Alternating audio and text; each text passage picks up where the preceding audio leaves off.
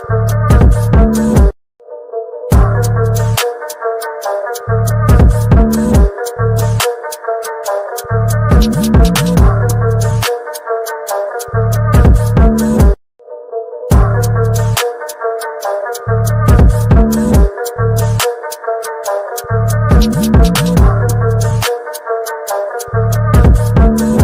like Twitter's having terrible trouble doing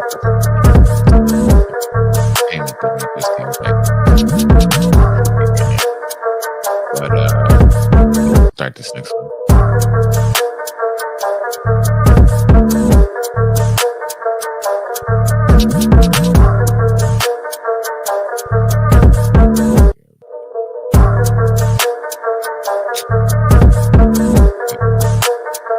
Five, 3, 2, 1. What's going on, world? It's your boy at Big Game James _36. On the road still.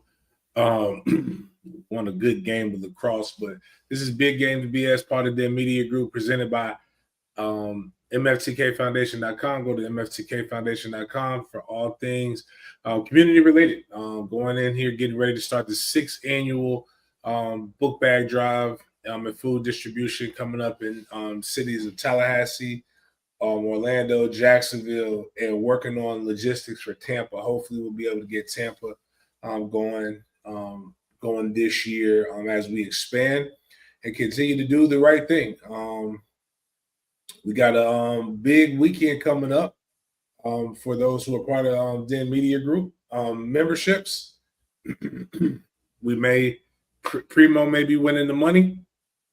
Who knows? But I know I'm coming for that bag. The only way I can win is if Florida wins it all and Duke gets upset. So, but either way, should be good. We got good stuff going on, good opportunities. Again, need you guys to go check out, like, and subscribe to the channel. Also, some of the other different things for you guys available. Also, should be, I think, Sports Den Live should be updated sometime this month, so you'll be able to go check out the show on the website and be able to see. We'll stream live shows on the website. Things for you guys to be able to go to there, check out different stuff. Probably start doing articles.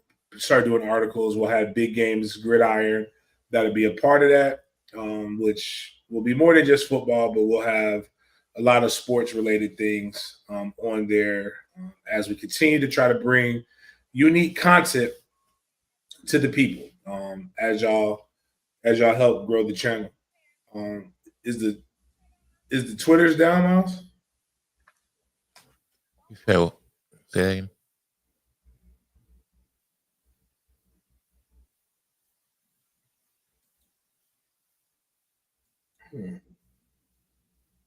Curious. No, it's just showing a lot. It's just only showing the yeah, it's giving like an error with the Twitter and saying try again. Yeah, we might need to take it down and put it back up. The whole show? No. Just the Twitter. I think you can like click on the Twitter. Oh yeah. I removed it and put it back. It's still doing the same thing.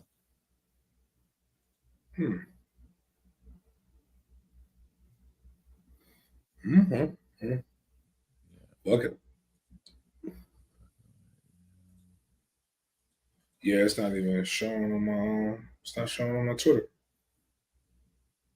Anyways, that might be part of the reason why we got to go ahead and start. We'll talk about. We'll give a little breakdown of what my day's been like what my trip's been like before we get Jay to give us a breakdown.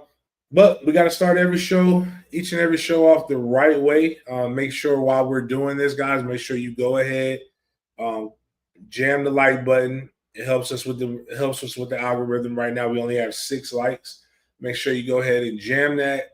Take an opportunity to share this with a friend. Share this on your social media pages while we get our prayer.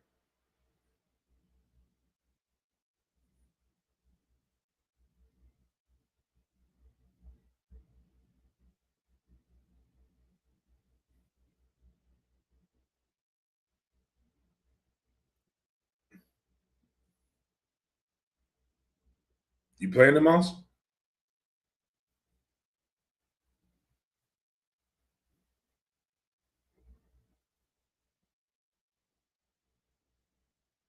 You playing the mouse? No, clearly it's not. Clearly that's not working again.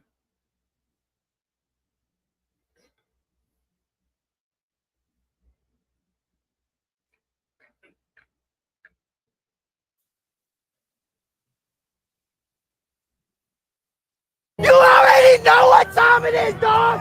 Thank you, God, for another day! Thank you, God, for another day! Thank you, God! God is great! All the time! All the time! Batia! Nobody wanna thank you, God! Thank you, God! Go!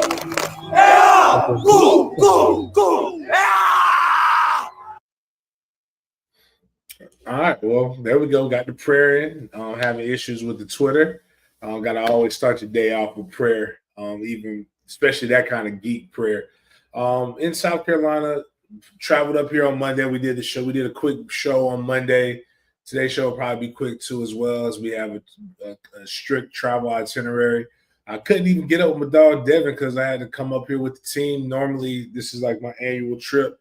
I come a day early or come like we normally kick it, but yesterday I went on a trip. I probably would have turned it down. Fort Sumner. If you're a history guy, it's not a bad thing. It just takes a lot to get there, and then it just shows you that white people are willing to go to war over the dumbest shit.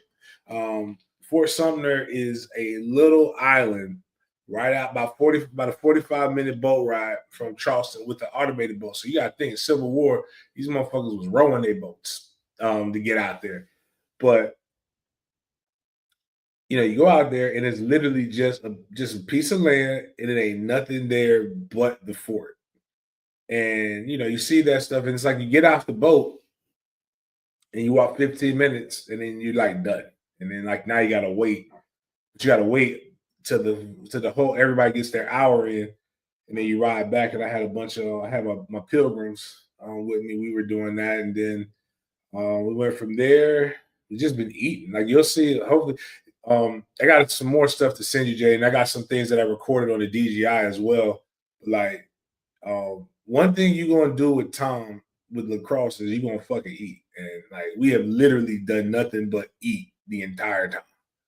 Um, like we ate some Italian yesterday. We had some sub. Like it's just these kids don't even know how spoiled they are. Um, but um, but yeah, man, it was crazy, and I having to turn sideways. Also, I saw something, and I got to put the picture up. Um, Jeff Davis was the president of the Confederacy, and it's also used to be a middle school in Jacksonville for black kids. So it's ironic when people were mad about all the name changes when like they were changing the names from Confederate heroes who probably were rolling over in their grave that little black kids were going to their schools. But Jeff Davis's wife looked like a mulatto. Like I saw it. I'm just trying to figure out like but people hate what they hate fuck. So like that be out there. So I'm pretty sure we're gonna talk about hate fucking here in a minute. We got to be Anthony Davis has got to be on the agenda, right, Jada? No, I didn't have any Anthony Davis. What specifically were you talking about? Oh, you don't know about him? Going ahead and paying for the baby up front. That's Anthony Edwards. My bad. He's one of them Anthony's. One of them crazy ass Anthony. But we got him. Yeah, we can talk about him. I saw that, so I know where to pull it up at. Oh, okay. But nah, it's just anyways. So we got that. We won a triple overtime against a team that we were playing with our food. So we play Oceanside today. I don't really know how that's gonna go, but ironically, our black kid from Mississippi, Mississippi Max, got the touchdown. I mean, not the touchdown. Shit. He scored the goal. He scored the goal to get us into overtime with like almost no time left, and then he also scored the goal in triple OT. It is sudden death, so yeah. So That's basically what Charleston's like. I get back sometime later tonight or first thing in the morning to hop a flight to San Antonio tomorrow. So a lot of traveling. Got to go find some. Got to go find the DJI stick that Jaden has to make my life easier. And I also got to probably get a laptop because we have some screen issues. So on that note, what we got, Jaden? All right, so April 2nd, Big Games B.S. Bring you the good, the bad, the BS in sports. First things first, you got to start off with FSU. Got some basketball news, a baseball recap, and then some sad news from the softball world. And going to congratulate Makai on another track accolade. Then we're going to stay in college with Coastal Carolina football granting free concessions. So we're going to get into the details of that. College football head coach's salary and how Dion ranks among that list. Fran Brown's response to the cancellation of the spring joint practice between Syracuse and Colorado. And the Ole Miss student sues Pat McAfee for the alleged sexual scandal debacle that happened. Going to transition to the NFL. There's a lot of rule changes and crackdowns that happened at the annual meeting in Palm Beach, Florida. So we're going to get into all of those as well. Then we're going to get into some player discussions, talk about Michael Parsons, Jerry Jones, Ocho, Xavier Legette, AJ Brown. Then we're going to move on to our Big Games BS segment. We're going to talk about Anthony Edwards. Going to highlight Jokic's historic night last night. Marvin Sapp responded to the critics, and we have a RIP as well that we're going to get into. But first things first, starting off with FSU basketball right here. Malik Ewan has entered the transfer portal. The 6'11 junior averaged 14.2 points and 7.6 rebounds per game this season, shot nearly 60% from the field. So we're losing a big piece of our offense, of our team, with Malik entering the portal. But, man, James, did you get a chance to hear the news? What are your thoughts about Malik entering the portal? Well, I mean, damn, that's a huge piece. Like he looks like he's pretty damn good. So like don't want to lose him, but I don't know. Luke has a path that he wants to take the team down, and I'm got full faith in Luke. So I guess that's the only thing I can think about. Not 1,000% sure about that. No, for sure. And then we got some news from Jacksonville as well. Ironic. We got a signing right here. So LeJay Jones has signed to FSU's men's hoops. He transferred from St. Bonaventure. That's where Adrian Wojnarowski is now the current GM at in New York. And he's 6'7". He averaged 10.8 points, 5.8 rebounds on 58.4 true shooting percentage. And some of his field goal percentage was 45.6, 38.9 3-point percentage, and 80% from the free throw line. He's 6'7", 220 pounds, and I think he went to Fletcher High School for basketball. So he's coming back home, coming back to Florida. So huge shout out to LeJay for getting this opportunity to put on for your state. Yeah, I actually got the text about this Monday. I actually put out that we should be getting some good we should be getting a good commit. That's Erica, who watches the show, her godson or her peoples. So shout out to them and shout out to Erica. Shout out to the family. Get a chance to come back home. It's always good. So huge shout out to them. Transitioning to baseball, we got some other local talk as well. FSU recently played Jacksonville University in Tallahassee in a shootout down to the wire game. The Noles pulled through 11-10. So shout out to the Seminoles, but this was a close game. You know, we got a couple kids from JU that are on FSU. JU always plays Florida State tough. They got a good baseball program. A lot of guys go to the bigs out of there. Daniel Murphy being the local guy, who was was a relative MLB star, came out of JU. Good stuff over there, man. Good program and good win by Florida State. Definitely a good win. Now we're going to transition into a FSU softball story right here. So just sending our condolences to our head coach because she recently came out and revealed that she has been diagnosed with cancer. So I'm pulling up this picture for you guys to share her response with the world. Quote, I'm so thankful for the medical care from everyone at TMH. Cancer is difficult diagnosis to hear, but I've been encouraged by the progress so far in my treatment. I've experienced an overwhelming outpouring of support from so many people, and I am so thankful for their uplifting messages. My doctors and I are confident in the plan ahead of us to overcome this challenge. I'm grateful to be able to continue leading Team 42 as we chase our goals for the 2025 season. And this was Florida State softball's head coach, Lonnie Alameda. She was recently diagnosed with breast cancer. So sending her recovery prayers and hope she gets through this process as fast, as efficient as she does. So yeah, James, any words to say about FSU head coach Lonnie Alameda? I mean, that's a tough thing. I mean, cancer sucks. It's one of the and I like that we definitely. It's funny because nobody ever says all diseases matter. We know specifically that cancer is one of those things that's bad. I'm glad she's being able to get treatment. TMH is one of the best hospitals when it comes to dealing with those things.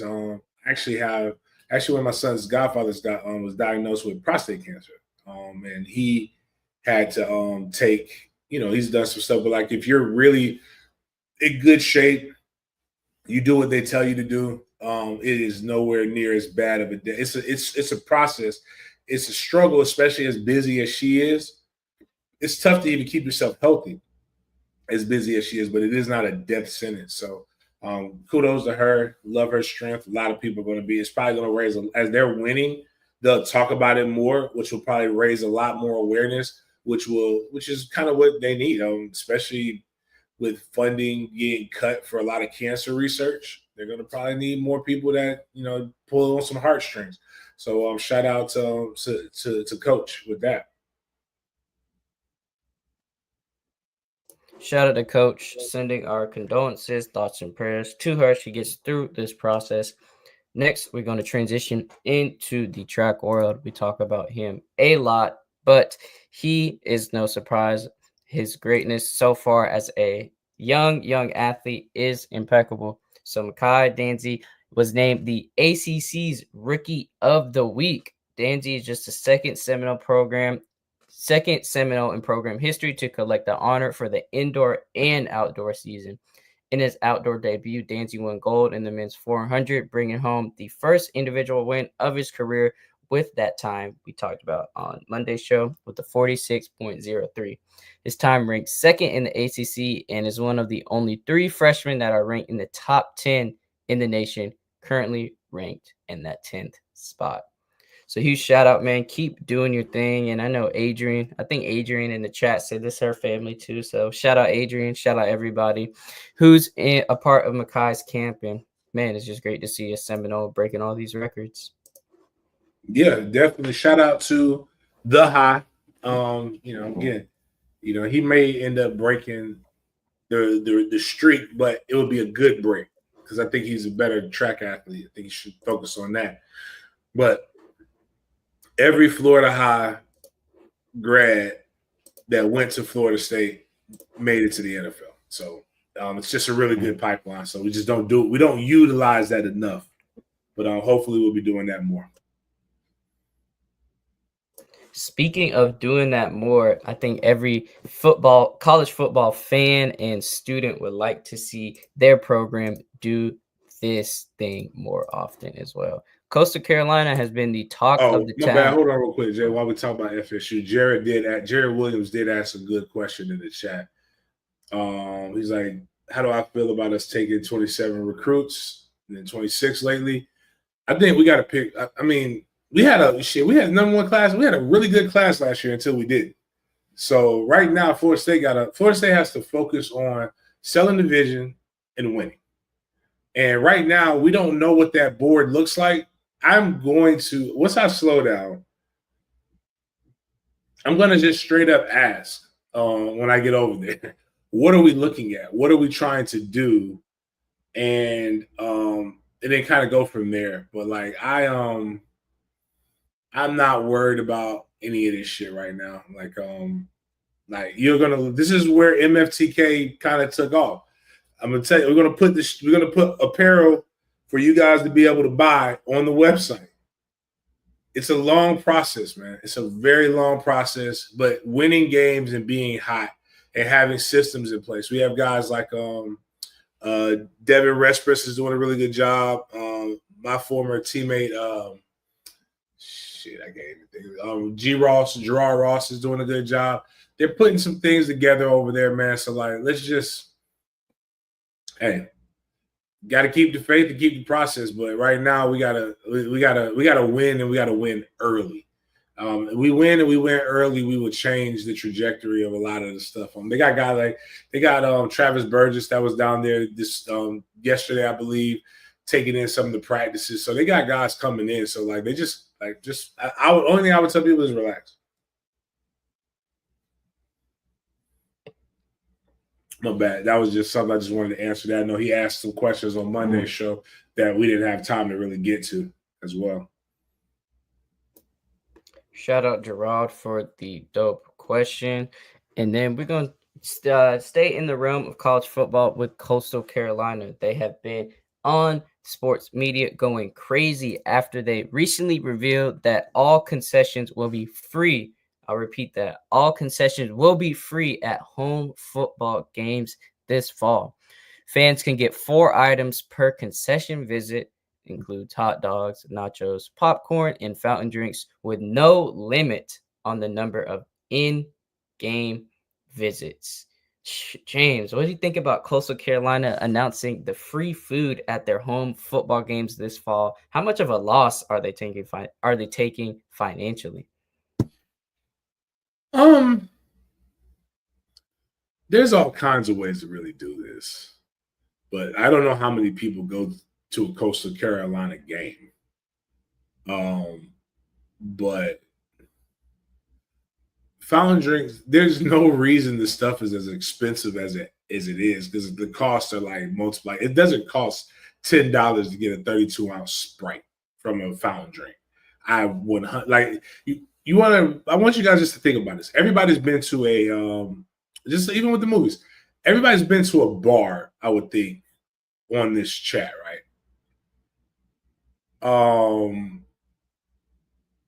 If you've been to a bar,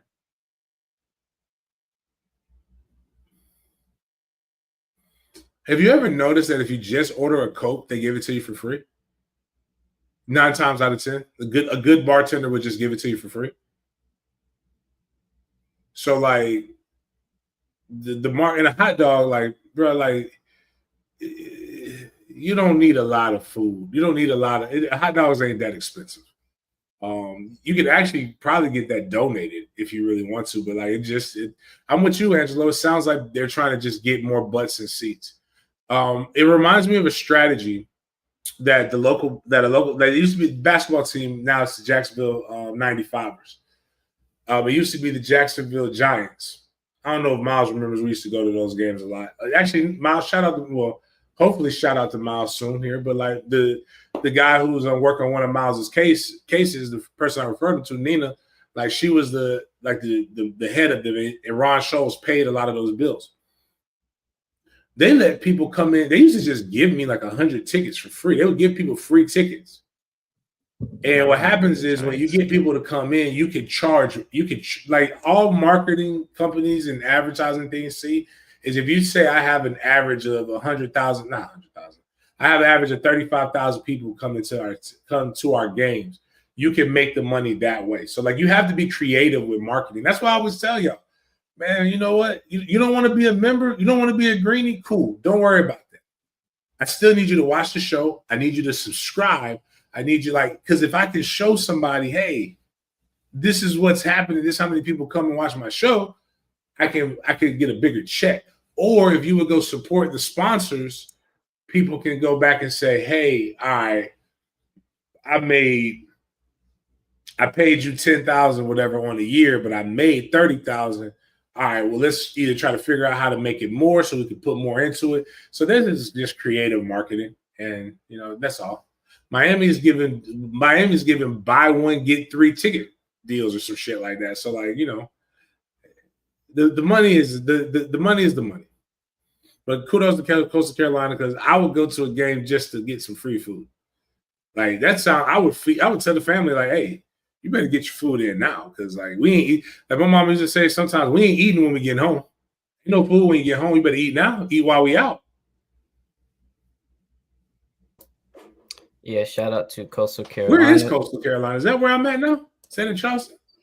It's in South Carolina. I'll look up the exact city for I you. go try to check out. Well, they ain't playing no ball now. I go check out the game now. Conway, South Carolina. That sound like Antebellum. It's just minutes from the resort of Myrtle Beach. Oh, Myrtle Beach. Okay, never mind. That's high end money. So shout out Coastal Carolina for implementing this marketing strategy to try and get more fans into their games. I do not oblige with this method.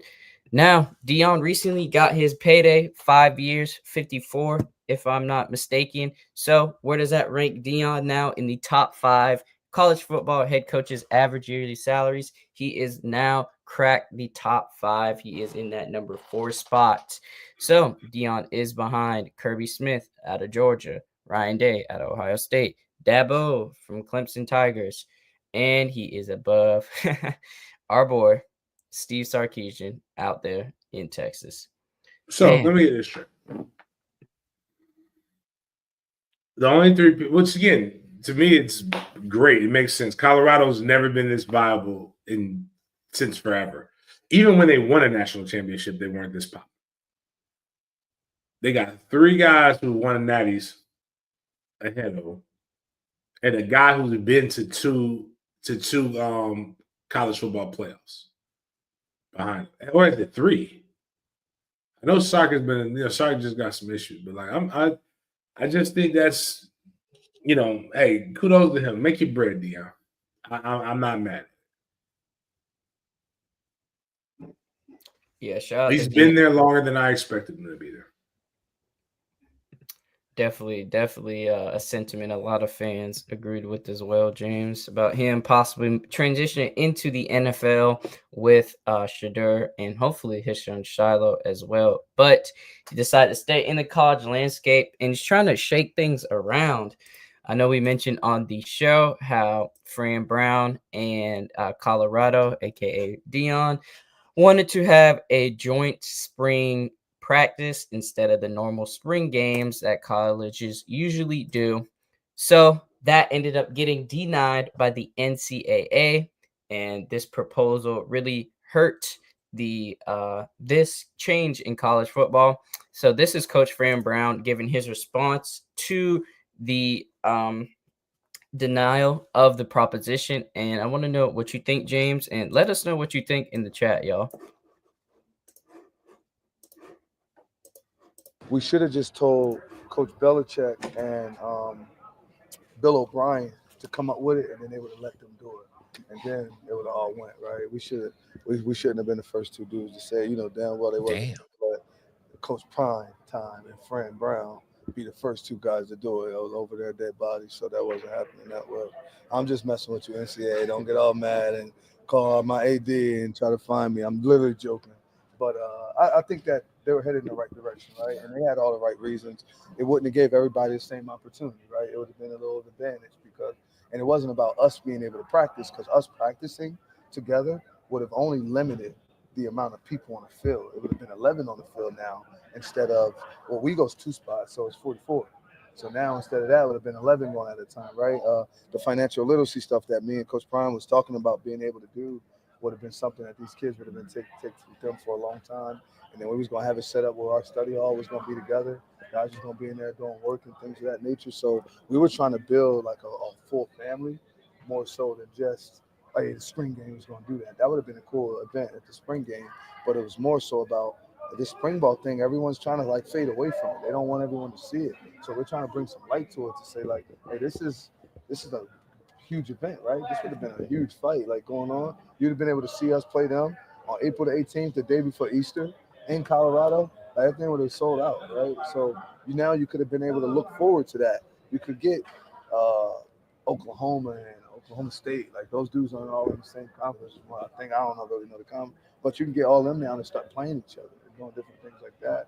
I think that would be amazing if we start doing that. I heard Temple and Penn State was trying to, you know what I'm saying, Lincoln afterwards. I don't know what that would have been, but it's like, it was just a good deal, like to have people go and do it, right? So see how it goes. I think that we've opened it up and it should happen next year. I got a friend, Lauren, that I went to. You remember Lauren, Jaden? You met her at the combine? Mm-hmm. She talks about that. Now I know why she does what she does. As far as media training for coaches. Because, Fran joking, so he may be. I'm not here to say he is or anything. This might be his personality. But did anybody notice his tone didn't change at all? And he wasn't joking. It's like That's what I'm saying. So you're not joking, friend. If you're like, the NCAA, you got to do that, like to make it light, and then you can go back to your regular voice. You were dead the fuck serious. And kudos to you. Like I personally think that's what makes him dangerous as a coach. Is that, and as I'm gonna be 100 with you, right? I don't think we're gonna talk about it, or we haven't put it on this show. But Michigan, the University of Michigan made a statement. I believe it was last week. That was very interesting. And let me see. I sent it to my guy. I said, it may matter, it may not matter. But I said, my sons will never go to University of Michigan for this reason. I'm trying to find out because between our coaches chats, we talk about Bryson Wright a lot. Trying to find this. And this is not a political, like I'm not knocking any, I would not knock anybody for going to the university. Okay, here it is. The University of Michigan will end its diversity, equity, and inclusion initiatives campus-wide, the president said in an email. So basically with DEI, it just means they don't really look at the statistics because DEI really affects more white women than it does anybody else. And there's nothing wrong with that. But they like to paint it just like food stamps and a lot of other different things. They like to paint it brown.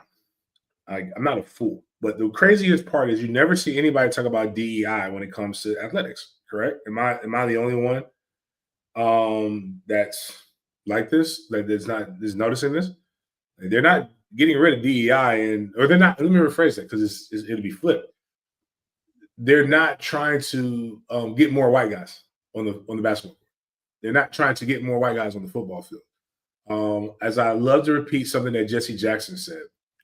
And I think I talked to Luke about this on the phone, and Luke, I don't want to throw Luke under the bus, but have you ever noticed that he talked about, they said, why are Black people flourishing in sports while things are open up, and they don't seem to be flourishing in everything else? And Jesse said, well, every football field is 100 yards. There's 4 downs. There are clear rules for everybody. There are interpretations of rules sometimes that get messed up, but there are simply clear rules for that. And you notice how much when the rules are clear and it's fair and it's equity across the board, people flourish. So so in this situation where more schools are feeling this knee-jerk reaction to be able to do these different things, you're going to start finding two things that are going to happen that are going to piss people off. Schools like Michigan are going to have to overpay to get my kid on their campus, whereas schools that have Fran Browns that are at least 100% real with your kid, you're going to feel a little bit more comfortable and free for that. And you know who else is that? Yeah, everybody says I hate him, which is true. But I don't hate him I hate him personally because there's something that happened. But the idea of who he is, I don't mind that. It makes Dion more attractive. People are going to start sending their kids to places like this. And because of the way Fran Brown went out there and talked unapologetically black. And we have very few people who talk like that. Now I need him to start bathing a little bit more. I don't need him losing and being stank. But that man has been recruiting. He knows how to come. I can't. We ain't there yet where I can just talk to y'all all the way free. He come in there and talk to you like you need to be talked to. If you some of y'all know what I'm saying. Some of y'all know what I'm talking about. He come in there, he talk to you like you need to be talked to.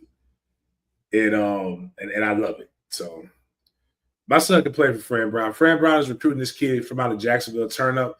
I love the way he's recruiting him. Man, I can't wait till he leaves. His wife is a hurricane. No, Fran Brown is married to a black woman, married to a 400 meter former Olympian from out of Miami.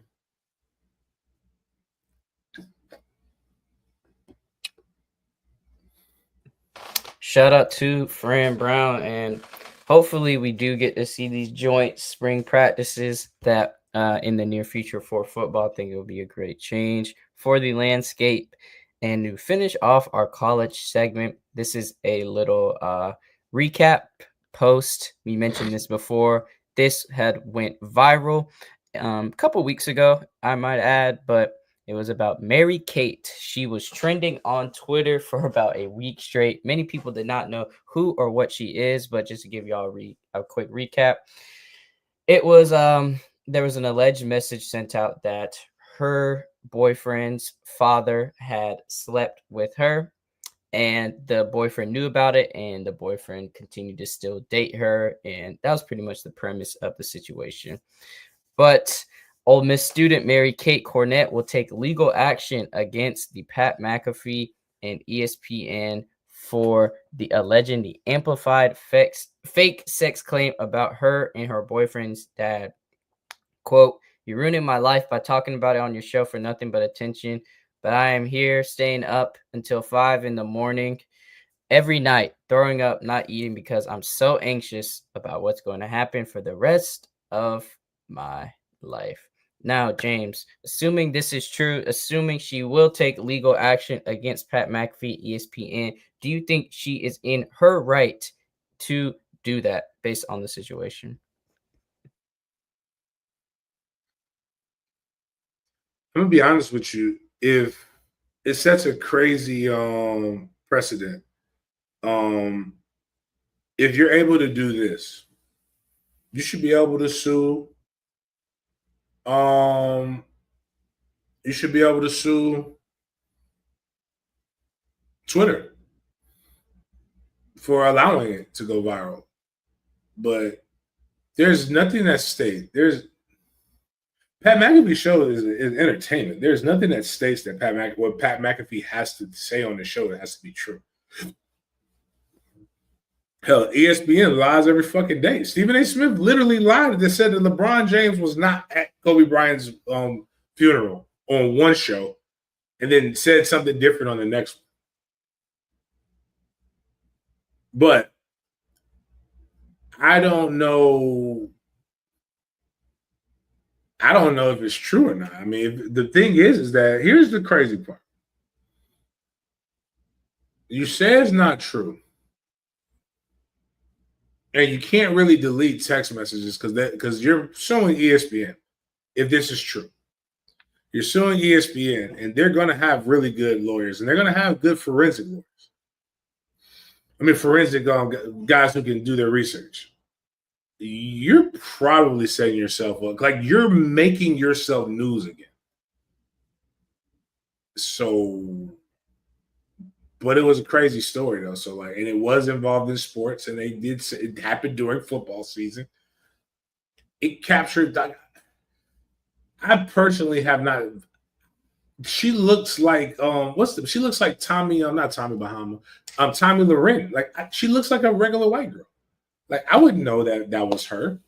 Just looks like a regular. I mean, like you making. I think sometimes people make more because it was a big deal in their life and in their world. They think it's a bigger deal than what it is. I mean, but that being said, this stuff happens. People notice me and recognize me in places that I never thought people would notice and recognize me. But like, it wasn't that big a deal, baby. Like, chill out. Go get you some pumpkin spice season to be here sooner enough, and you'll be fine. You'll be good. That's going to cap off our college segment. Now we're going to transition into the NFL. There has been a wide variety of rule changes and proposals that have been implemented or will or will be processed for these next upcoming seasons. So first things first, we're going to start out with celebrations. I know we mentioned the Young Thug slat celebration getting banned, resulting in a 15-yard penalty. So we got some more information on the celebrations. Refs will be very, very strict on the celebrations. So there has been a 133% increase in, quote, violent gestures and a 52% rise in, quote, sexual taunting. Quote, it has no place in the game. And this was a response for the wipe your nose celebration or the Young Thug slat celebration. Quote, that has gained connotations. It's disrespectful, unquote. So, James, I know we kind of touched on this earlier with the Young Thug situation, but obviously this is bigger than Young Thug. They're pulling in more examples. What do you think about the NFL's commentary on the celebration game and how out of pocket they're making it seem it's becoming? Goes back to my man, the crazy YN that could hoop Ja Morant in Memphis. You know, he just did the Golden Skin Warriors bench. He was down. It was stupid because he was down, but like people are making a big deal. Oh my God, he did it. What is it's a gesture. Do I really believe that Ja Morant is about to go pull that fire, load up, and squeeze? Like, I don't believe that. I don't believe in a football game. Like, if I got you strapped, like when I do that, do I really feel like that DB literally put a seatbelt on? If I do this, who cares? Like, if I do this, you think I'm gangbanging? Like, NFL has the best information getters in history. They know if you're gangbanging or not. I find it odd, though.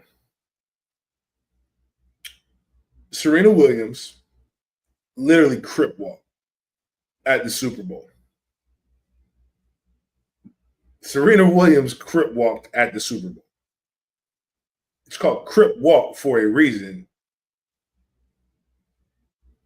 And it has gang connotations to it. And nobody said, like, so you can see walk in the end zone, but you can't do this. I think we're worried about the wrong things. And violent connotations, like, what the fuck? Like, what does that even mean? You're playing a violent fucking sport. What is that?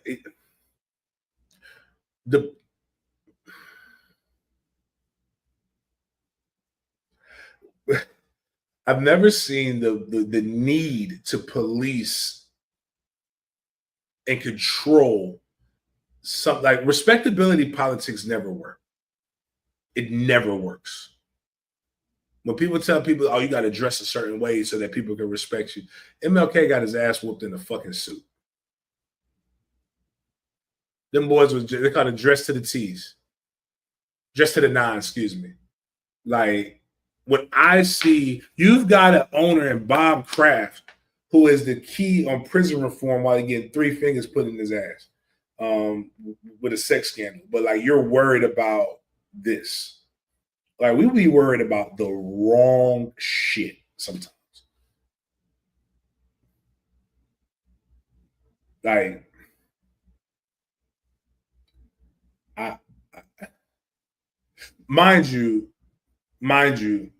we're gonna have tons of booze commercials. Like we're worried about my sons, the guy who has a son in the age demographic. Like, so okay, you're worried about what the youth are going to think. Have you seen the fucking commercials that get played? Like, what about the children? Yeah. Dude, cut the shit. It's entertainment. It's my job to be. Here's the biggest problem with America: is everybody wants to say they want parental choice, and I want to influence my children until it's time to fucking be a parent, and then you want everybody else to do something. Like that's the shit that bothers me, man. I don't want my son, like again, you know who I don't want him being anything like Jalen Ramsey, except for covering DBs. I mean covering wide receivers if he has to. I don't want him talking sassy and tasting his fucking words. It's my job to be a goddamn daddy. Like that's why I used to love, man. Why you know why? No matter what Charles Barkley says, I always love him because Charles Barkley came out of that bitch and was speaking that real. It's not my job to be your child's role model. I'm not a role model, and that's the truth. We want these kids. We need to learn how to tell these kids, "I want you to be like this part of him." You do it in everyday life. So when people are like, "Oh, you cuss so much," or "You do this," or "You shouldn't do this," I said, "I'm acting presidential. I'm acting like I'm learning to be more like the people who are successful. My president do it, I do it, and then it shuts them the fuck up." I don't know, man. Again, this is just NFL no fun league. If you really think you got a gangbanger problem, then address the actual gangbanging problem, which you don't. No, I'm good.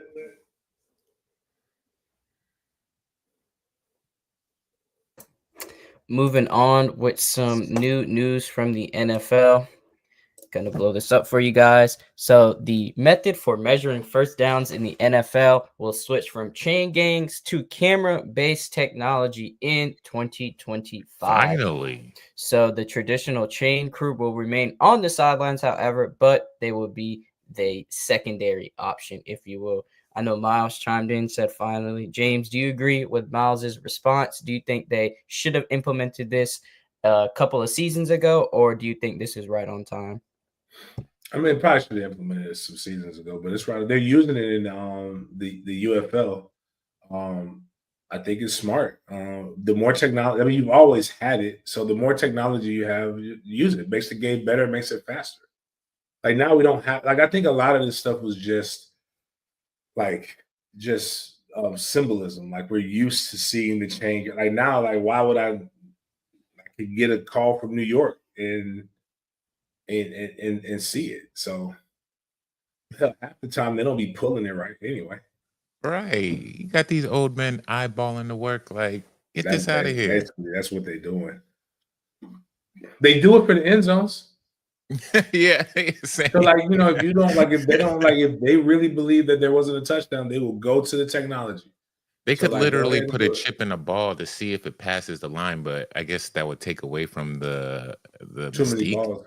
Too many like they will like you like they throw away like they'll that'll make the cost go up.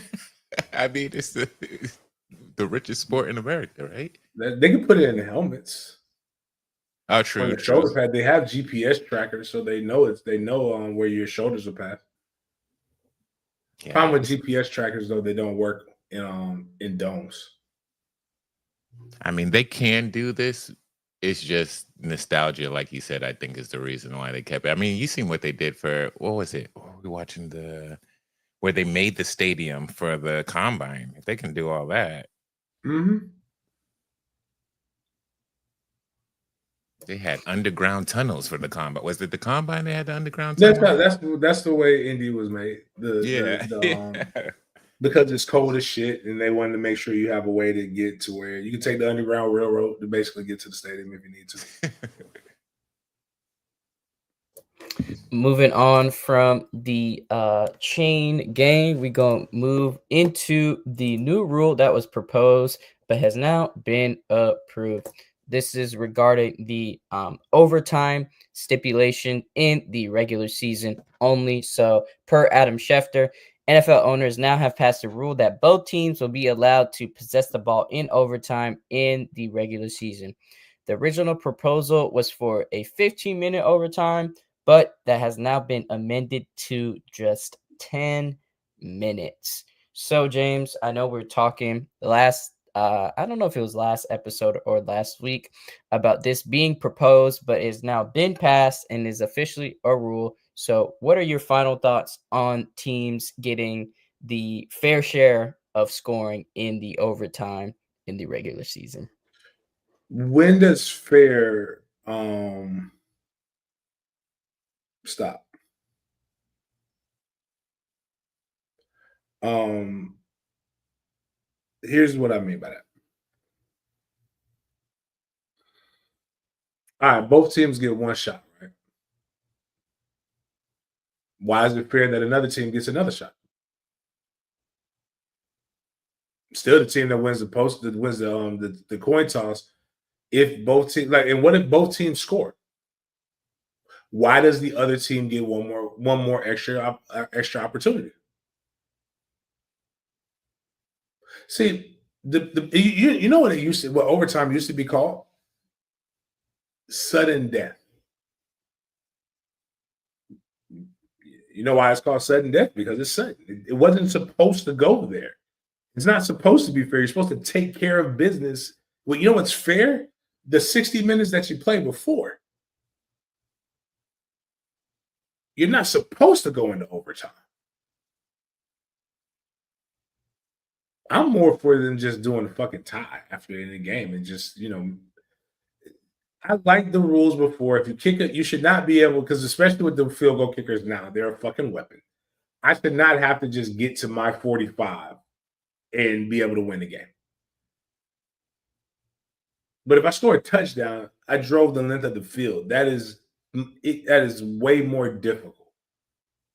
But like all this other stuff, man, like fair, you're not going to make it fair because there's always going to be a what if. There's always going to be something different.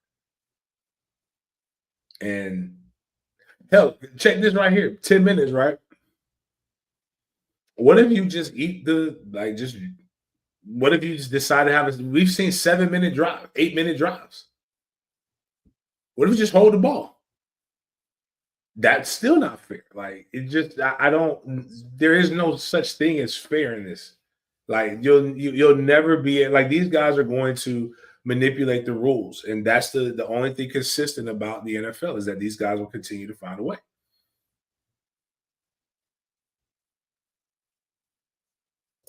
Definitely agree with you on manipulating the rules.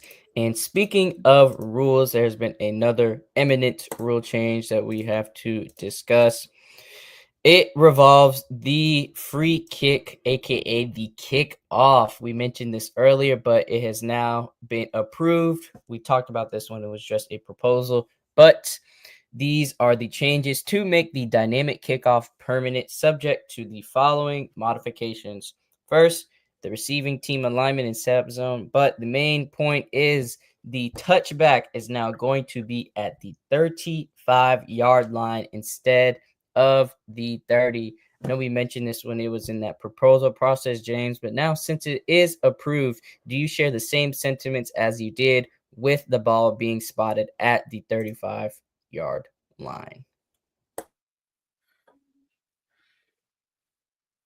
I like the old school stuff.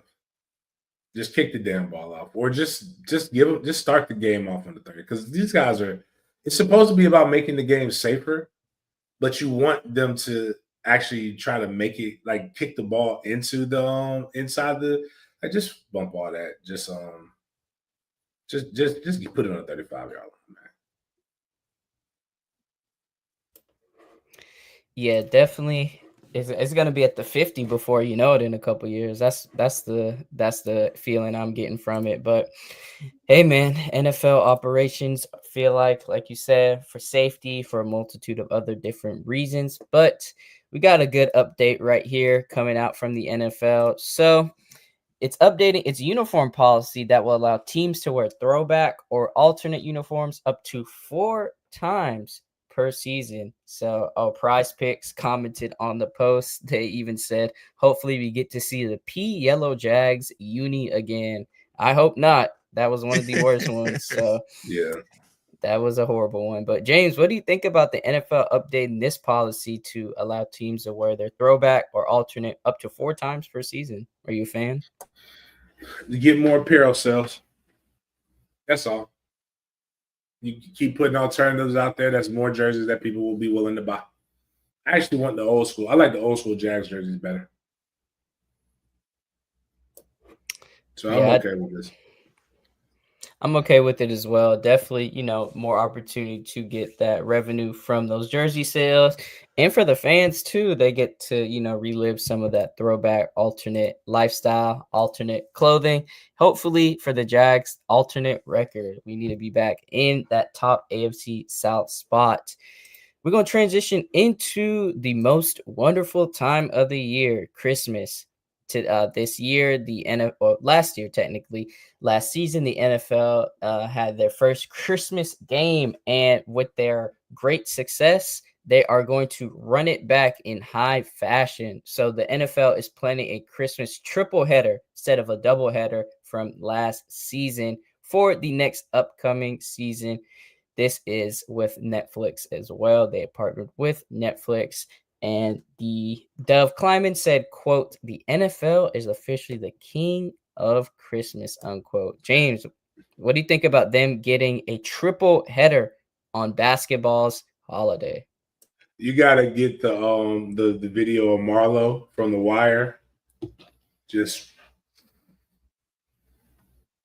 I'm gonna need you to get off them corners. I'm trying to be a gentleman about it. Like NFL just be bullying, bullying the NBA because we're gonna all watch this. Nobody gives a fuck about the NBA like that, and it's a lot of reasons why. So NBA at Christmas, the NBA season is still young.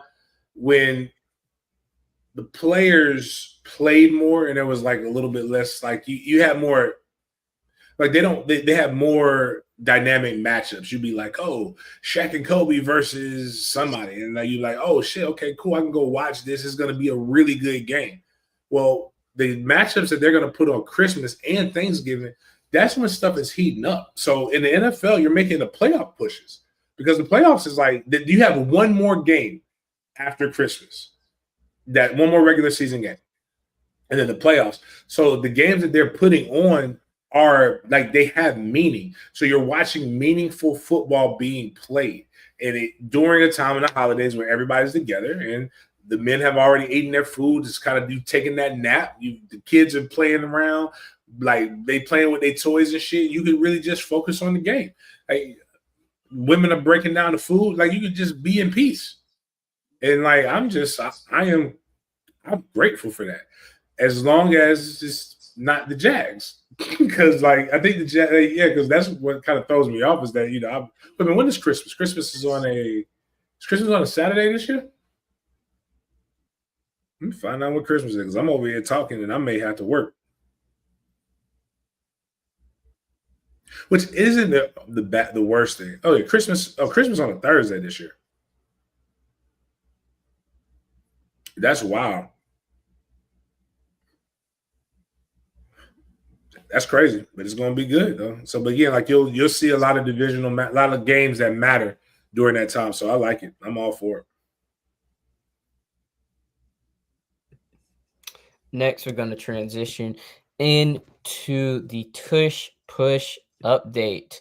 So I know somebody in the chat, Montre in the chat, wanted to know about if we had any updates on the tush push, and we definitely do. So there were 16 teams who were in favor of banning the tush push. That's 8 short of the amount needed for the proposal to pass. So you got it right here. They were 8 teams short of getting that proposal passed to ban the tush push, but looks like the tush push will survive. The Eagles will be dominating again. Jalen Hurts will be getting his crazy amount of rushing touchdowns again. So, James, what do you think of the news that 8 teams were short of getting that vote to pass the tush push ban? I mean, it's 8 teams trying to figure out. There's 7 more teams trying to figure out how to use the tush push. Like they're gonna adapt, and they could try to make that. I still like the rationale was we don't know the data right now of how many people are hurt, but we know that it might happen, so we have to protect them. Bullshit. Figure it out. Put some fat boys in there to stop it. They have to bring people in for that play. You bring people in too. I know they're not going to get the boy from Florida. I was just talking to one of my sources about him, but like that motherfucker. Like the ironic thing about this, I actually want to watch some film. So I don't know if Jaden, you could do this, and we could start like looking at some of the just look at some of the top picks from each school, or some of the things that'd be fun. We just like do some fun shows during draft prep. Because I was told that this guy might not even make it to camp, and I was told to watch him during short yardage plays, and they say he gets taken up and through them on short yardage teams. So, yeah. So I ain't even worried about it.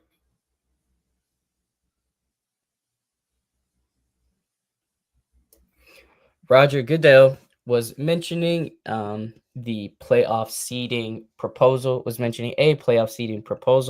and what that pretty much entails is that the sub 500 teams will ultimately end up getting penalized come playoff time. So this proposal was derived from the Detroit Lions, and Goodell says that the Lions' proposal to seed by record, not by division winner, is a, quote, healthy, unquote, proposal. And there is support for, quote, some version of this, unquote, but also, quote, a strong point of view from many winning the division, unquote. Notes Don't matter for the Lions. Shit, you were the number 1 seed, baby. And you lost. No. Keep it the way it is. I think team divisions are made. Some divisions are tougher than other ones because of the style of football that is played in those divisions, and also the familiarity. Like that doesn't necessarily, like the AFC South has the second round has given the team that they've played everything that they wanted. So like I don't understand how this, like you got whooped by the Washington Redskins at home, if I remember correctly. Make sure I'm saying this right. Yeah, they got whooped. So like I ain't worried about that.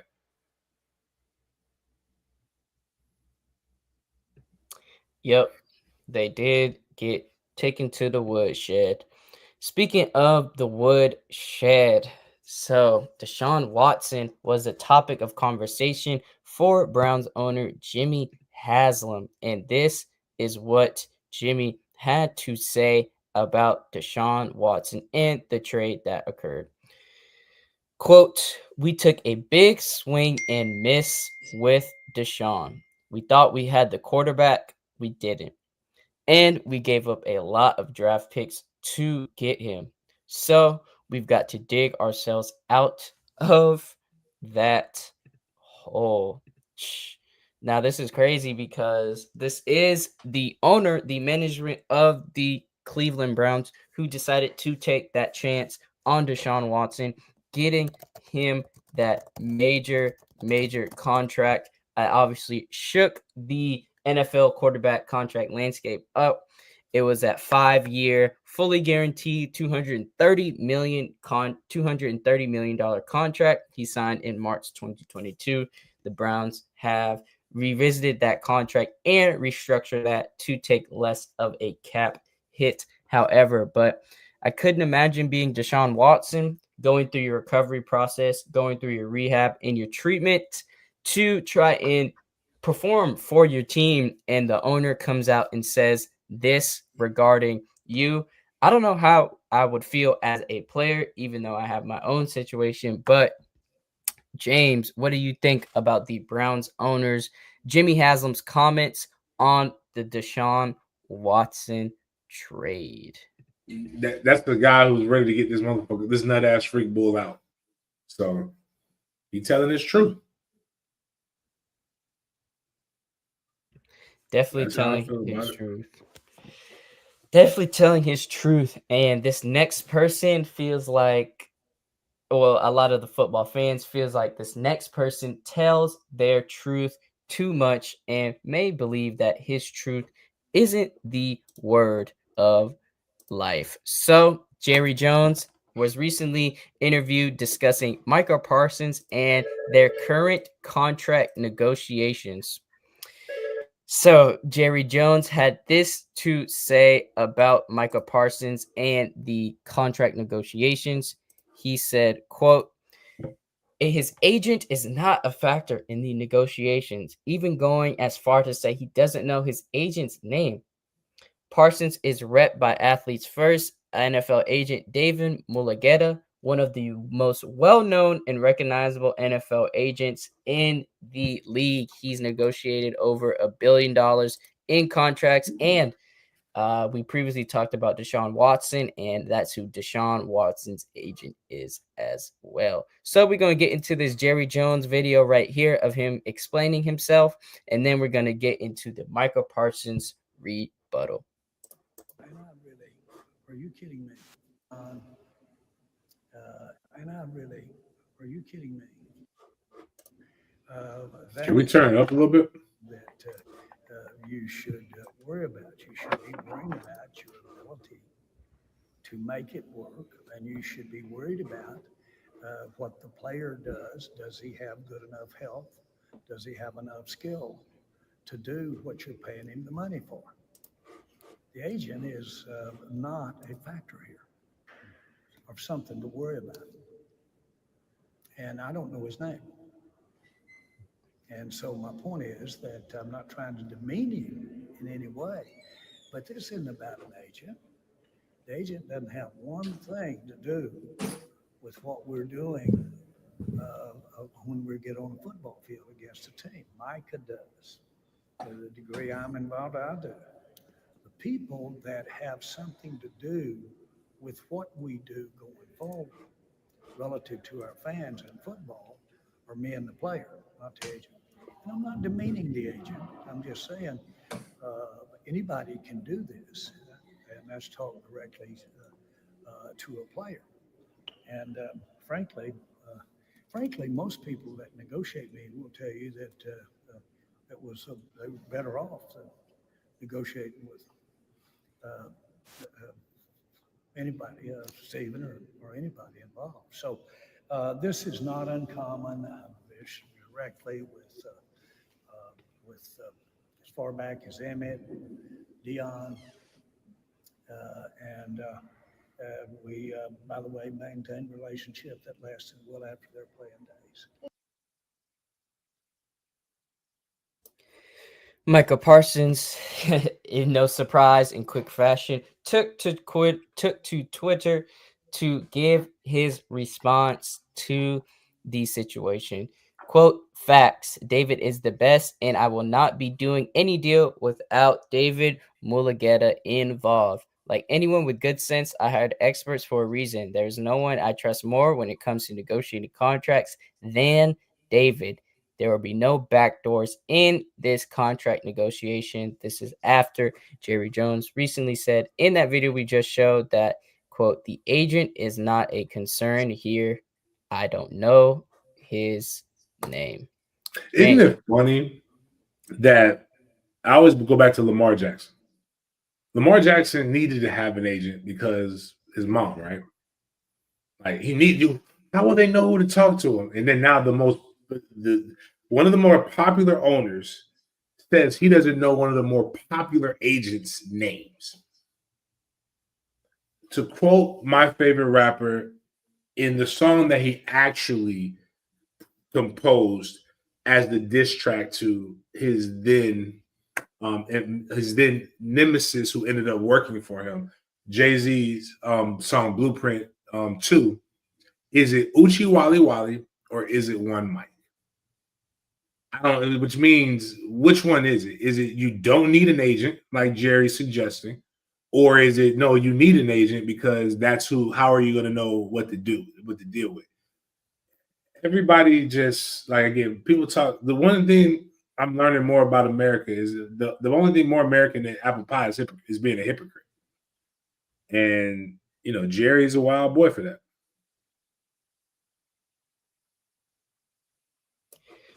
Yeah, I don't know if he's being truthful because, like you said, David Mulugeta is one of the NFL's top agents, signed over $1 billion in contracts. So he's definitely in those spaces, in those rooms, clients on those teams. So, man, get well soon to Jerry. He's just been on a downhill and it's not looking good for him at all. Now we're going to get into a player comp from a player in the past. Now that Stephon Diggs is on the Patriots, him and Ocho's arrival to the Patriots were in the same similar fashion. So this is when they joined the Patriots, and this was their stats right when they joined the team. So you can see it's very similar. So prior to joining the Patriots, they both played 10 NFL seasons. Elcho played 151 games. Stephon played 144.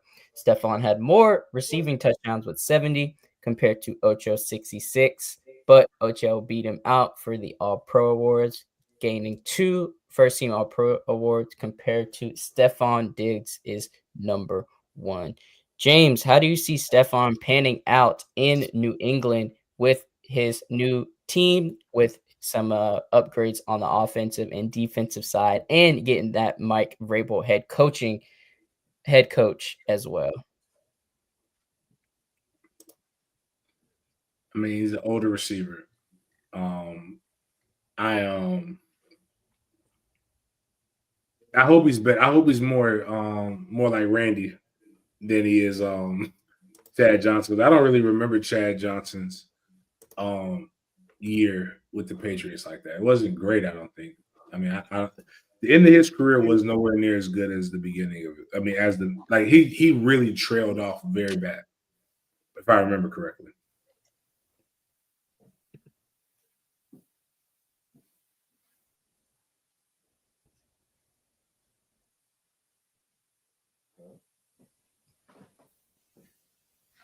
Well, Can y'all hear me? I Hello? don't, oh, now we can hear you. Hello? We can hear you now. okay.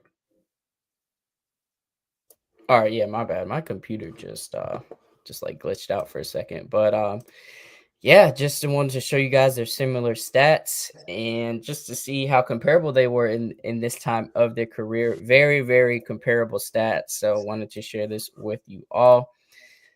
We are on our Country Chronicles segment right now. Our boy Xavier Leggett posted another video with him and the fam enjoying their country living. And man, let's take a look at this and let us know what you think of Xavier and his fam in the chat. What you talking about? This a real trail right here. This ain't none of just that little baby dance. There ain't no dance. This trail on the floor with the animal man. Like, come on. Come on. All that. Talking about a good time. Boy, black people finna take over country music. Boy, they're gonna hate this shit.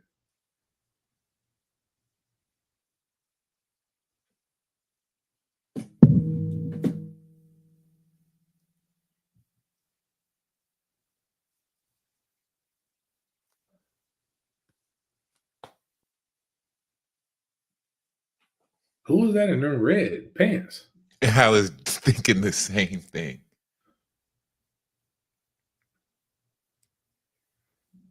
I've never seen this many black people who know how to ride a horse. This look like what you got. This about to be what America about to go back into.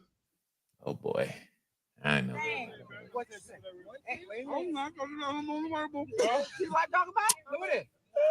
Y'all got it out. Y'all you some more and you gonna mess your ass up. Let me get 2 minutes. Can we get This some is like a closed reunion. caption? This got to be like a family reunion. This ain't a normal Saturday. This can't be a normal Saturday.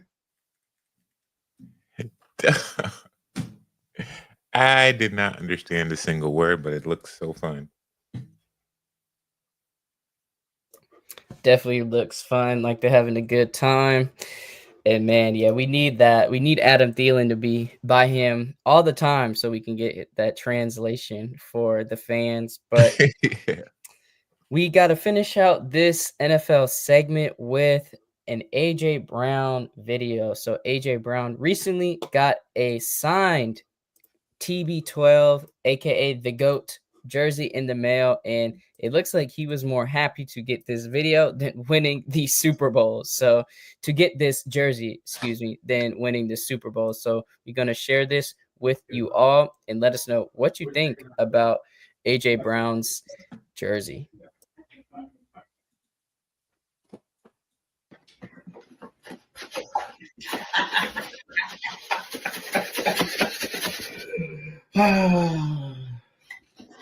I've been waiting on it.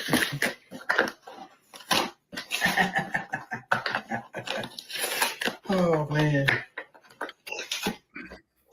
If you don't believe in God, man, you tripping.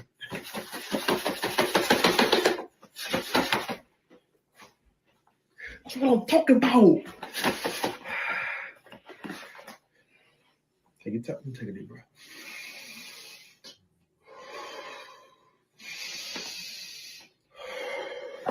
All right, y'all ready?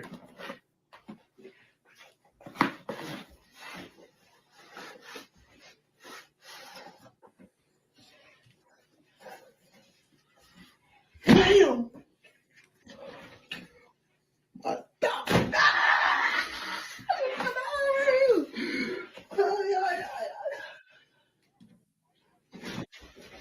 What I'm talking about? Let's get go. I don't want to wake nobody up. My dog came through clutch. And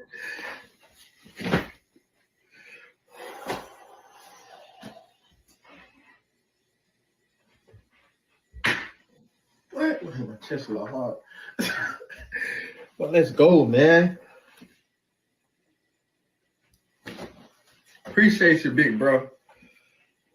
You officially reached big bro status. We locked in, twin. Nah, man. It's love, man. Appreciate you so much, man. Best to ever put a pair of cleats on. Now, debate that.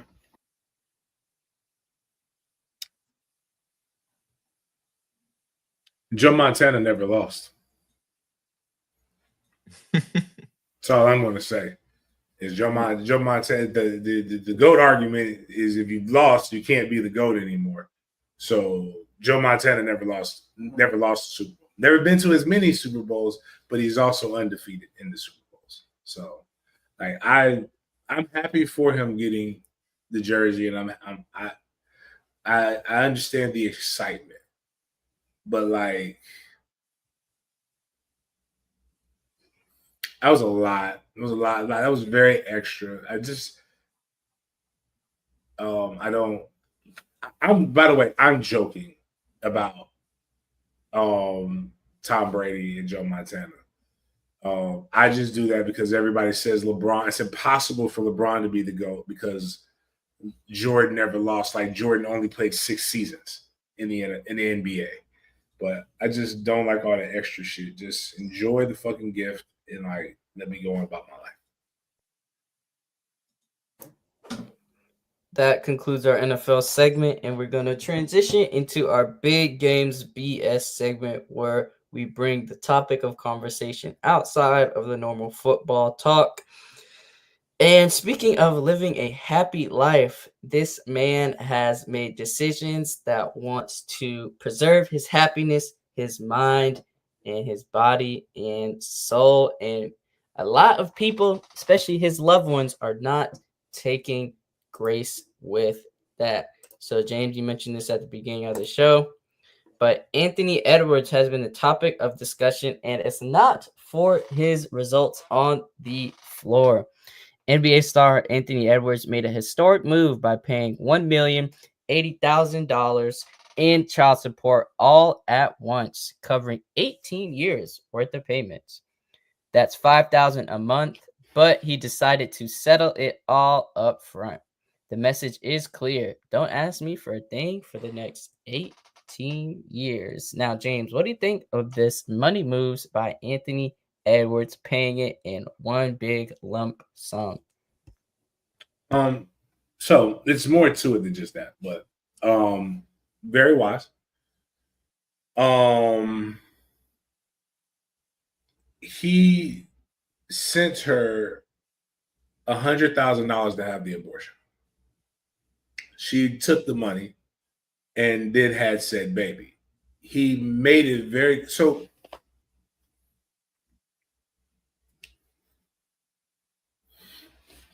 He made it very clear that he didn't want to have a baby with this woman. And people are 100% right. He did not have to lay down with her. He did not have to shoot her club up. And you're right. Those are all decisions that you are right. But there's a thing that I think gets lost in people's logic. And there's this thing called multiple things can be true at the same time. Now, only one person in that situation has to lay down and could potentially die by having this baby. She made a choice, and I'm tired of women doing this. She made a choice knowing that this man had no intentions of being with her, and she decided that the money grab was more important than actually the relationship. She knew that he wanted nothing more to do with her, and she made a choice, along with taking $100,000 of this man's money, to bring a child into this world. I want to reiterate, because women say my body, my choice. She made a choice. Now, the other part of this is she is 38 years old. This man is 23. If people love to talk about it, the shoe on the other foot. One, the shoe on the foot, I'm pretty sure Anthony Edwards would have took the $100,000 and won him about his business. She's looking for a come up. And what we have to stop doing is not allowing, but we have to stop encouraging this behavior and saying this shit. And what Anthony Edwards did was, you came for a come up. Here's what you're going to get. I'm going to pay you, and I'm never going to give you an opportunity to come at me again when shit gets tough. I'll double down. I actually believe that Anthony Edwards maybe sometime down the road will go and do this. But what he will do is tell this child the truth when that child can comprehend what is being done. I did not want to be with your mother. I had no intentions of being with your mother. Your mother took $100,000 from me, and you were not supposed to be here. Now that you are here, I will let you know about what your mother actually is. And while it sounds harsh, what he did, when you go to court, you have to make definitive statements. You cannot let it be a gray area. It has to be black and white. And in order for you to not get taken advantage of. And what this man did, he had means, and he paid for it up front, in full, what was agreed upon by the court. Now, what's wild is that the court only, and this is before he gets a new contract. This is before any other the different things that happen, because I don't want people thinking that this woman had what the best interest of her child in mind, because she clearly did not. She knew she was stepping into a situation where she was going to be a single mother. And I know that hurts. What he should do, if your moral principles and obligations have no play here. If you want to have moral obligations and principles, she shouldn't have had that baby, knowing that he had, or let me rephrase that. She knew she was having this baby, knowing that she was not going to have any help with it. Women always say, keep it 100 with me. And when he kept it 100 with her, this is what she did. Because she thought, I'm 38, you're 23, I can manipulate the situation. And she could not manipulate the situation. It would have been called grooming, vice versa. Yeah.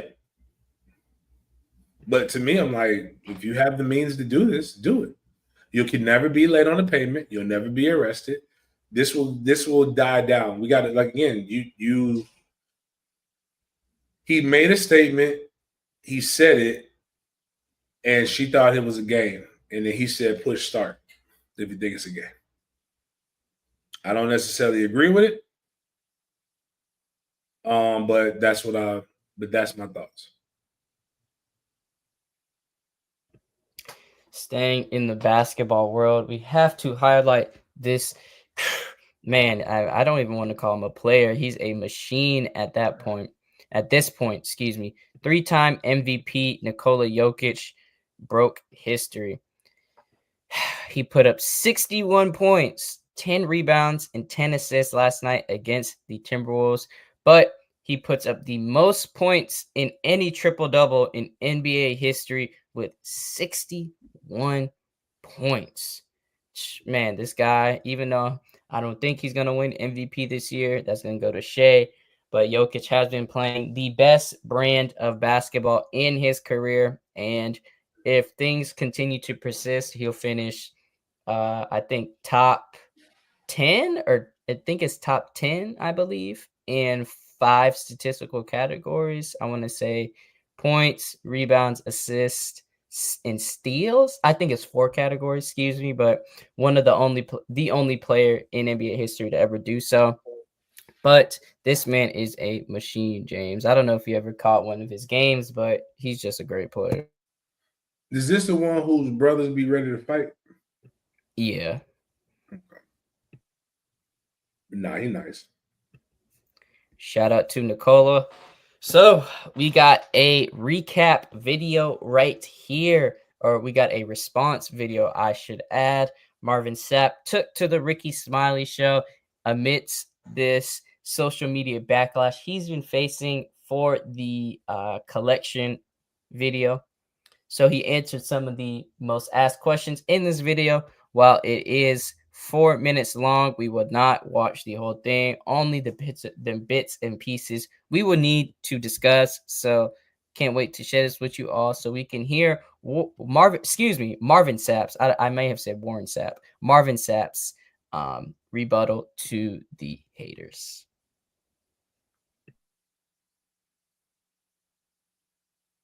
You know, I made them give $40,000 and I wouldn't allow them to leave until they gave it to me. And to be honest with you, that is absolutely false. Yeah. Number one, that offering was taken last year.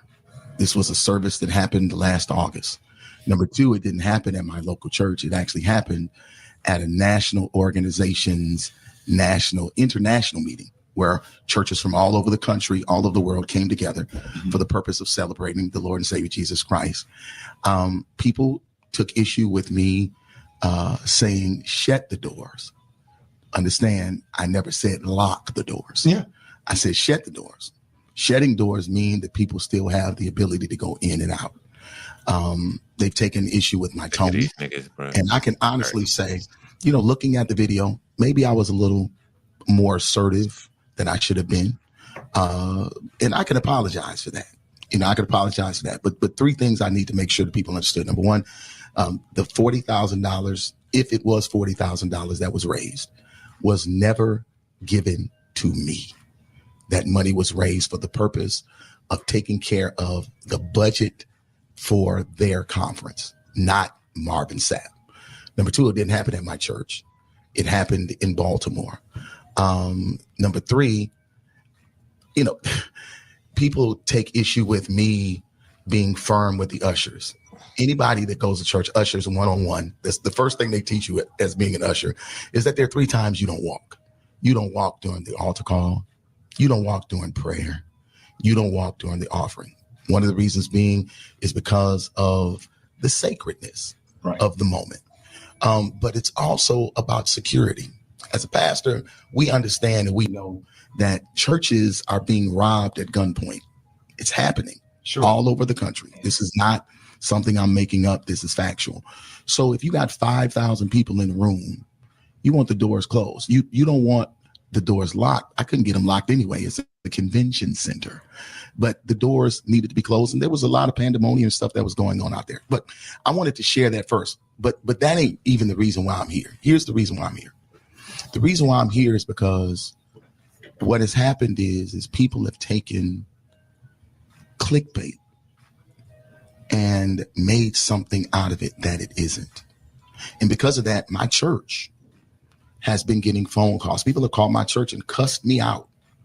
My staff are afraid because I've received death threats over $20 and shut the door. People have come to our campus. They have come to my church to try to cause problems, issues, challenges.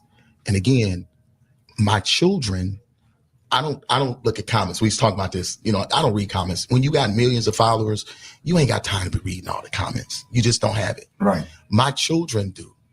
And they are afraid. And the reason being is because I'm their only parent. I'm a widower. They're afraid for my safety. So now we've had to update and increase security and all the things I've never had to do before because of the vitriol and the anger that people have shown, the things that they've said in my thread and stuff. And all of this is because of a misunderstanding. And I'm not blaming people.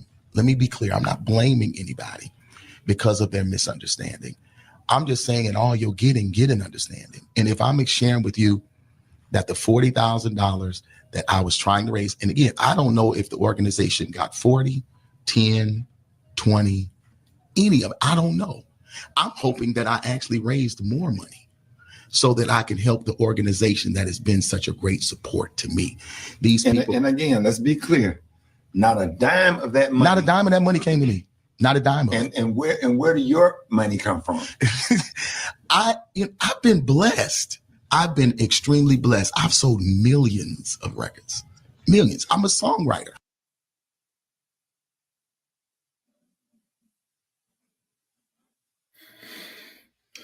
Don't be famous, though. That's the key to it. Don't be famous. But the crazy part is that you, in all of this, I wasted moments of my life listening to you already say why. It did not happen because it happened because of the tone. And you can say we're talking about semantics. Right. Like, oh, I didn't say lock the door. Man, brother, if you did not mean for those people, you said close the door. Like there's one of the greatest love songs of the 80s was made by a guy by the name of Teddy Pendergrass. It's called Close the Door. He was not saying close the door. He didn't say lock the doors, but he said close the door. And closing the door is for a reason. You want privacy. You want a level of security. You want people, in order to get out, that is an extra step that you must take. And you even said it in this. He's like, I want him to close the door because people come in and out. I can look at all these different things, brother. Like lots of, again, this is why I always tell people, lots of your pastors, you ain't gotta lie to me.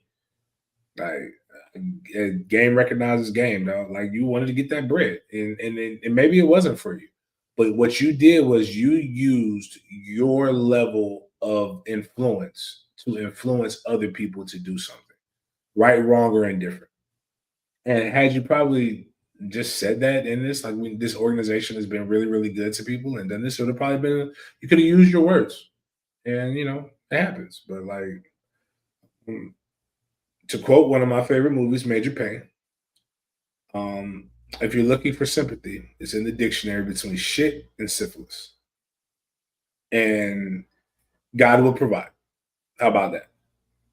God provided that money. God will provide security for your family and all of those other different things. But yes, do not read the comments. Like death threats happen all the time. It's people who say dumb shit in my comments, and I'm not even anywhere near as famous as you. Like, brother, like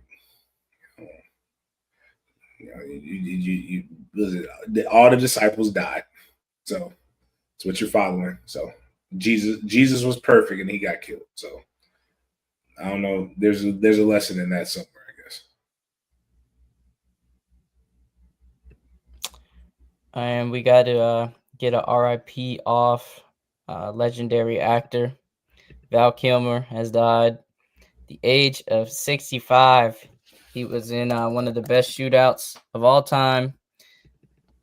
He was in that movie Al Pacino, Robert De Niro. He was in Heat, one of the best shootouts of all time in modern film, and he was in a vast majority of other films as well. Tombstone, another good shootout. One of my favorite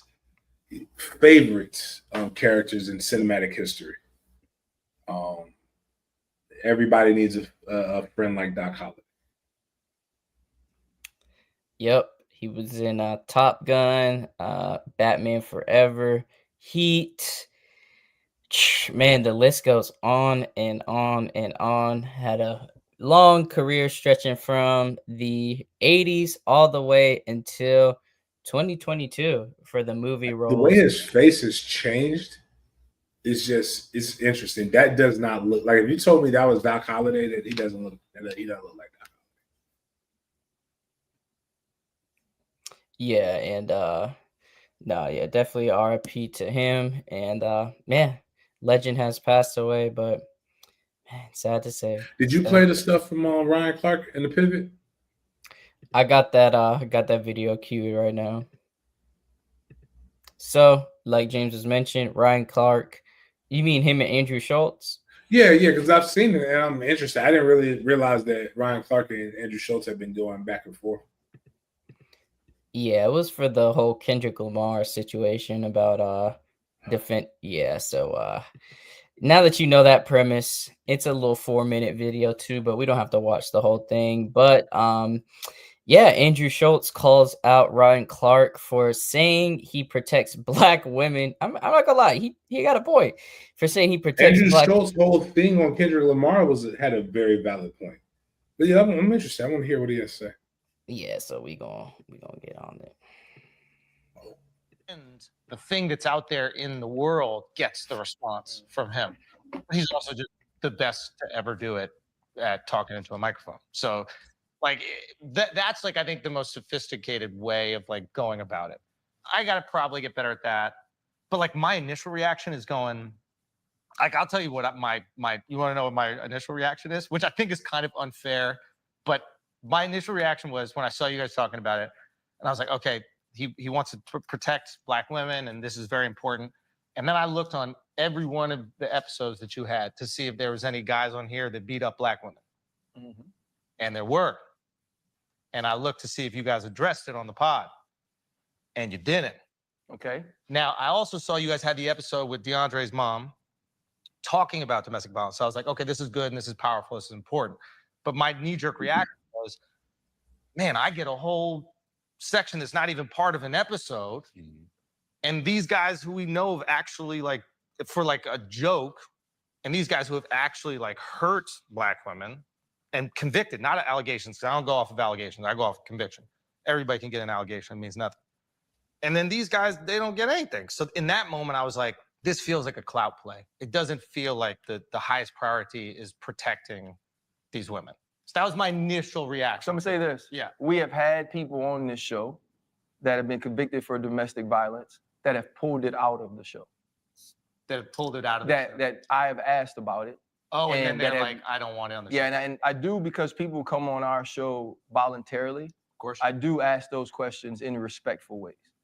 Right, I'm not, hey man, you're a woman beater, but I will say, like, in one of the instances that was pulled, I said, look, you know, you were convicted of something that no man wants attached to his name. Amen. And they answered it. We talked to their people. I was like, man, the answer was good, like, and they pulled it out of the show. So we've had that happen. We also had an instance with one of our guests who was talking about sexual assault, and he talked about it in a way that almost said that, okay, how do we blame the women? And I addressed that as well. Yeah. So as far as for me, I try to address it in every opportunity that I get a chance to with them. Yeah. I try to ask them questions in ways that they get to tell their side of the story. Yeah. When they sit with us, I do not bash them over the head with it, condemn them, or judge them in the moment. Yeah. I do try to have a conversation about it. We're all like hypocrites. Like nobody's perfect. Do you know what I mean? Like I've had people on the pod, like I've had a president on the podcast. Like nobody's killed more people than a president. You know what I mean? Like anybody who sat down, if you sat down with Obama, hundreds of thousands of people are dead because of decisions that he thought were in the best interests of America, right? Same thing if you sat down with Clinton, you sat down with anybody, right? Like I did a buddy of mine's podcast, and he brought up the fact that I had Alex Jones on my podcast. He did one of the most heinous things in history where he said that those kids were faking it at that school shooting. Remember that? Like that's a heinous, Sandy Hook. I mean, disgusting, heinous. I had a buddy of mine, I went on his podcast, and he was like, I can't believe you did that. That was like so up, like what he did to those kids. And I was like, you visited the Pope. You know what I mean? Like they were protecting people f***ing kids. Do you know what I'm saying? Like you had the opportunity to go meet him and you're like, I'll do that. And like they were literally protecting priests that were having sex with children. Like I can't think of any, like, so there, we can always find the moral equivalency or the moral high ground, which was a thing that I did with you guys, but I hesitated to like go out and talk about that publicly. This is why I did, is because the point of that is not to protect those women or to protect the children.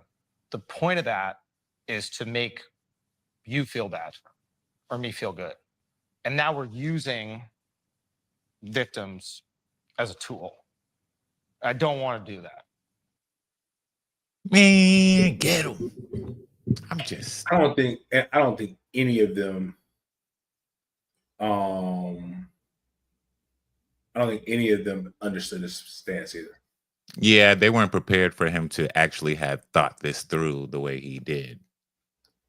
And as a comedian, comedians do get license that other people don't, regardless of how we want to feel about it.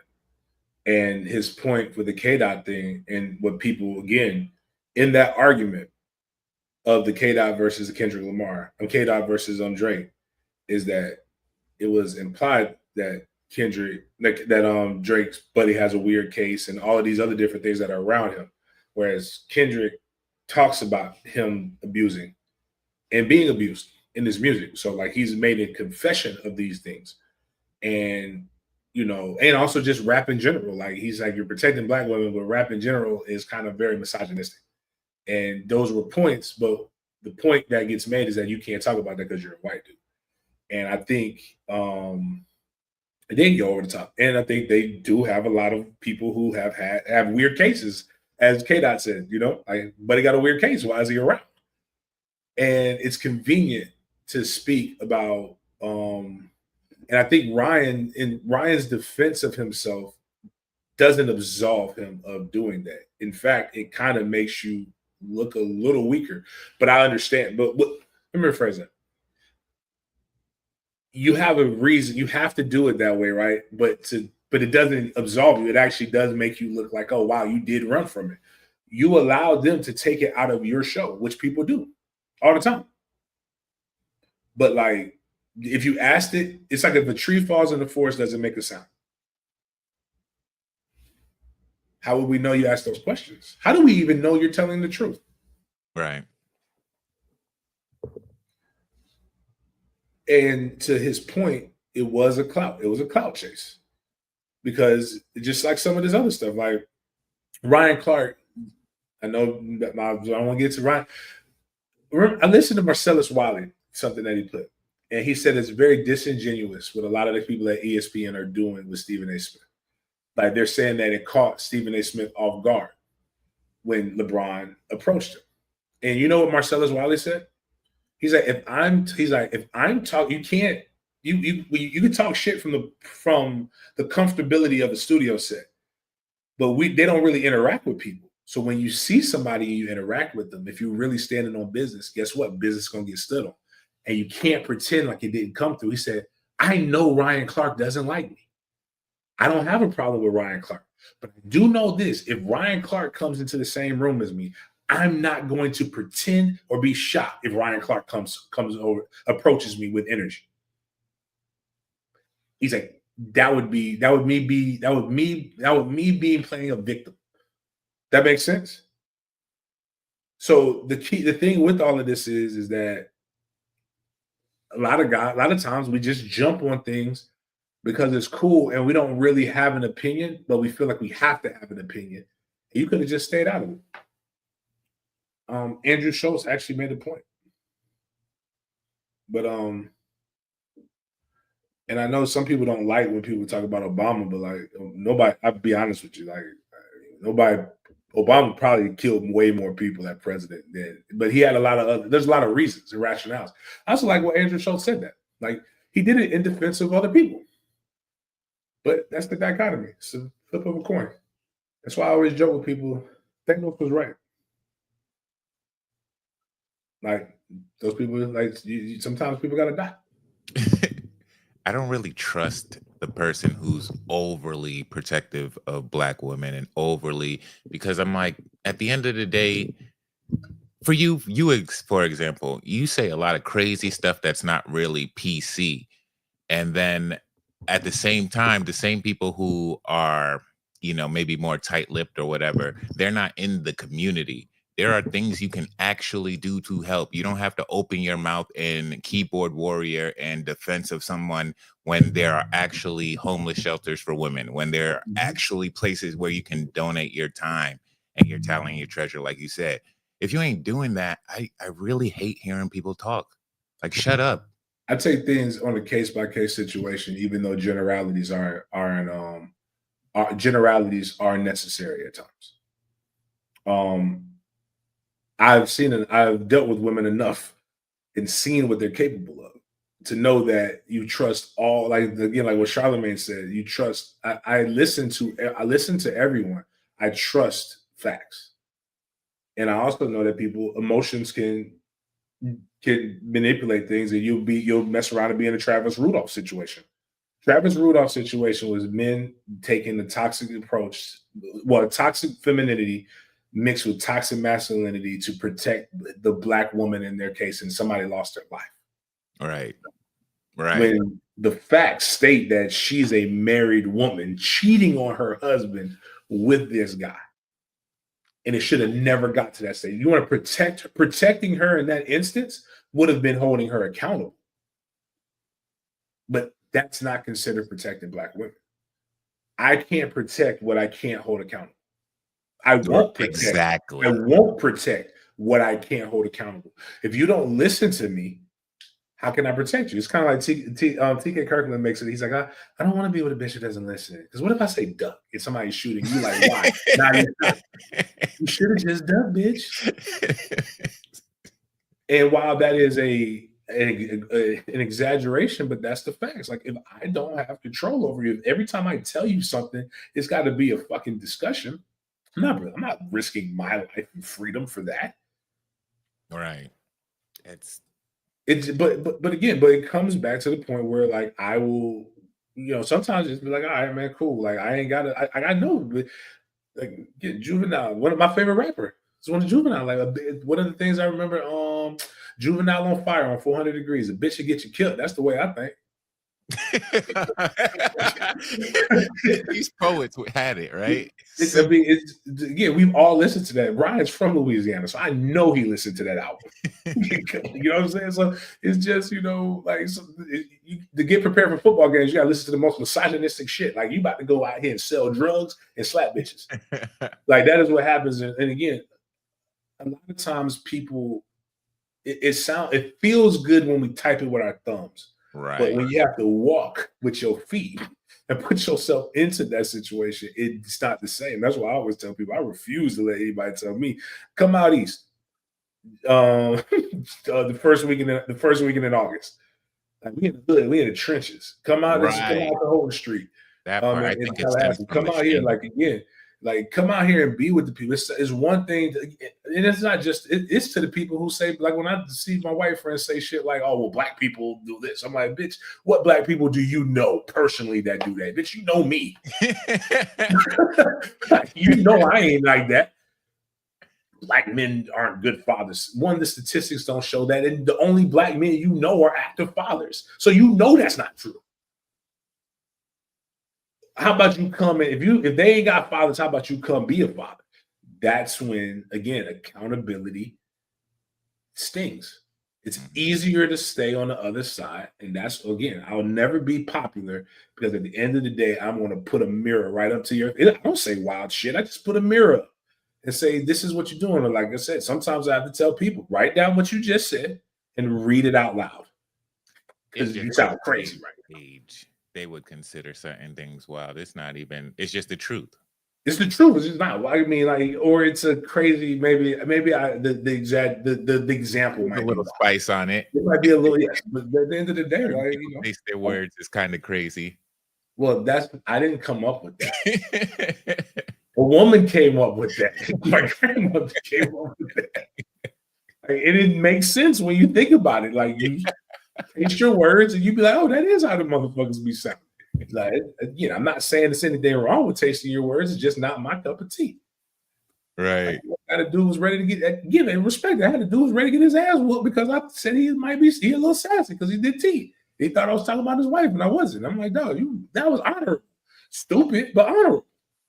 But that, I think you're right. They need to get in the trenches because I think it stems from the shame of all they do is talk. All they do is talk about women's rights. All they do is talk about Black people's rights, and they haven't actually done anything. But the thing is, that's what happens with everybody. Even with the sassy thing going on right now, he's not in the trenches like he used to be. He used to watch sports all the time. He used to cover it, but now he's in a studio where where people give him information and he talks. That when he's actually confronted with the thing, he can't. It's impossible to be as quick as you used to be when you're not in it. Yeah. And I think that's where, you know, some of the things come. But it's all good though, man. Like I try not to talk about shit that I don't know about. That is not something I want to do because when you get questioned about it, then you feel stupid. And instead of just saying, I don't know, you feel stupid. And when you feel stupid, you attack. And when you attack, you got to make sure you always attack with strength. And sometimes a lot of people don't attack with strength.